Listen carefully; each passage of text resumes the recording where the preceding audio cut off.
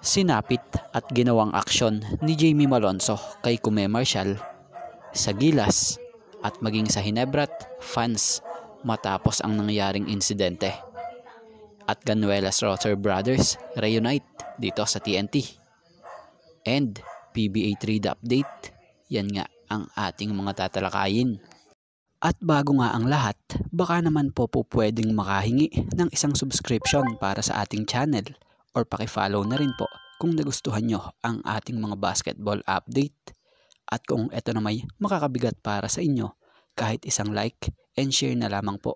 Maraming salamat po. So patungkol nga muna dito sa PBA trade na mainit-init pa. February 26 inaprobahan na ng PBA ang nasabing trade na sa simula ay nakuha ng Blackwater bossing si Brandon Ganuelas Rosser kapalit si Ato Olar, Yusef Taha at isang darating na first round pick. Tapos nangyaring tinrade naman ng bossing si BGR sa TNT para makuha sila JD Tungkab, Justin Chua at isa pang first round pick. Kaya naman malinaw na itong dating matunog lang sa rumors na si BGR ngayon nagkatotoo na napunta talaga sa TNT. So ang TNT nga ay tuluyan pang nagpabata at nagpalakas pa pangdagdag sa kanilang mga big man. Si Brandon Ganuelas Rosser nga ay bagong mapunta or bago napunta dito sa TNT ay nag-average nga po ito last conference ng mabibigat na mga numero gaya ng 12.1 points per game, 5.4 rebounds per game, and 1.5 blocks per game. Kaya naman umaasa ang TNT rito na makakatulong ito sa frontcourt ngayong darating na Philippine Cup. So siya nga pala, magkakasama dito sa TNT ang mag-utol na si Matt Ganuelas Rosser and Brandon Ganuelas Rosser. At mapunta naman tayo rito sa di magandang resulta na nangyari kay Hinebra and Gilas wing Jamie Malonzo.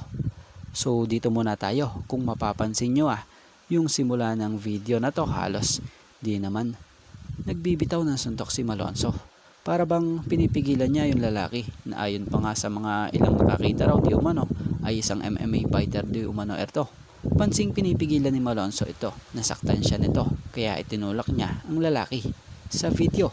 At after nito pansing parang nagsisintas ng sapatos itong si Malonzo at agad namang nagbigtaw ang lalaki ng uppercut at ilan pang mga sumunod na suntok. Bagamat kung napanood nyo ang kabuuan ng video, halos di na rin nakalaban si Malonzo dahil ayon sa mga nagsasabi na lasing nga raw di umano itong si Malonzo.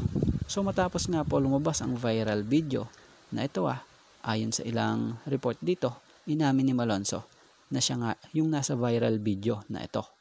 Ayon pa sa report, humingi na nga raw po ng paumanhin si Jamie Malonzo sa PBA, sa SBP at sa mga fans dahil sa nangyaring insidente. So nilinaw nga rin ng nasabing PBA Commissioner na di nga raw po na detalye ang tungkol sa insidente. Pero batay nga raw sa ilang nakasaksi sa nangyaring insidente ay ito'y sa isang restaurant sa BGC area at hindi sa Hong Kong nangyari ang away. Batay nga rin sa ilang netizens hindi basta-basta tao lang ang nakasagupan itong si Jamie Malonzo dahil di umano'y isa itong MMA fighter. So bago nangyari ito ay makikita nga pong nakapaglaro pa si Jamie Malonzo sa first game sa Gilas. Ito para sa 2025 FIBA Asia Qualifiers kung saan maganda naman ang pinakita niya rito kontra Hong Kong. Kaya lang kontra Chinese Taipei nung linggo ito'y di na nga po nakalaro pa dahil sa nangyari nga pong sensitibong ito na nangyari sa kanya at tumamang COVID kung saan ito'y nagpositibo.